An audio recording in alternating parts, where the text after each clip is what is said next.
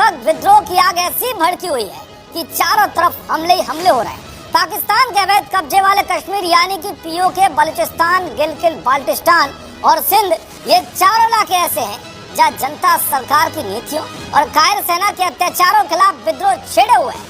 PoK में शहबाज शरीफ की नीतियों, महंगाई, बेरोजगारी के खिलाफ जनता सड़कों पर उतर आई है। सितंबर में शुरू हुए आंदोलन में सेना की गोली से कई लोग मारे जा चुके हैं और सैकड़ों लोग घायल हो चुके हैं। मुनीर सेना की इन हरकतों ने और चिंगारी भड़काने का काम किया है। अब बलूचिस्तान में एक बार फिर भयंकर विद्रोह भड़क गया है। खबर है कि बलूच विद्रोहियों ने एक बार फिर से जाफर एक्सप्रेस ट्रेन पर बड़ा हमला किया है। बम धमाके की वजह से कई यात्री गंभीर रूप से घायल हो गए हैं, वहीं कई डिब्बे भी पटरी से उतर गए। बलूच लिबरेशन गार्ड्स ने इस हमले की जिम्मेदारी ली है। बलूचों ने ब्लास्ट कोयटा जा रही जाफर एक्सप्रेस के कई डिब्बों में किया है।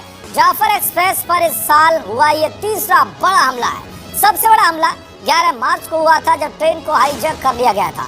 इस हमले में 26 लोगों की मौत हुई थी, जिनमें सुरक्षा कर्मी भी शामिल थे। हालांकि इस दौरान सुरक्षा बलों ने 23 लोगों को मार गिराया था और 354 बंधकों को बचा लिया था।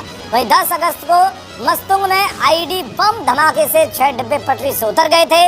इस दौरान 4 लोग घायल हुए थे। जून 2025 में सिंध जिले में एक और धमाके से जाफर एक्सप्रेस की 4 बोगियां पटरी से उतर गई थी। हालांकि इस दौरान किसी को भी गंभीर चोट नहीं आई थी। आइए अब आपको ये भी बता देता हूँ कि ये सब हो क्यों रहा है। दरअसल पाकिस्तान का सबसे बड़ा और सबसे संसाधन संपन्न प्रांत बलूचिस्तान सबसे गरीब और सबसे अशांत प्रांत रहा है। बलूचिस्तान की आज़ादी की मांग कर रहे संगठन बलोच नेशनल मूवमेंट के मानवाधिकार विभाग की 2025 की रिपोर्ट के मुताबिक सिर्फ पहले 6 महीनों में 785 लोग जबरन गायब किए गए और 121 हत्या की गई।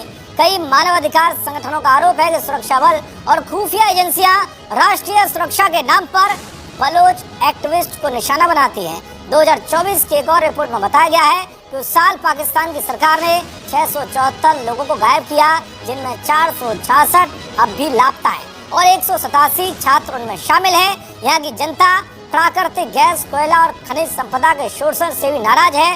बलूच आंदोलनकारियों का कहना है कि पाकिस्तान सरकार और सेना ने प्रांत के संसाधन लूट लिए, लेकिन स्थानीय जनता को न शिक्षा मिली, न ही स्वास्थ्य, न ही रोजगार। कुल मिलाकर पाकिस्तान की सरकार और मुनीर सेना जैसा कर रही है वैसा ही उसे भुगतना भी पड़ रहा है, क्योंकि सत्य को परेशान किया जा सकता है लेकिन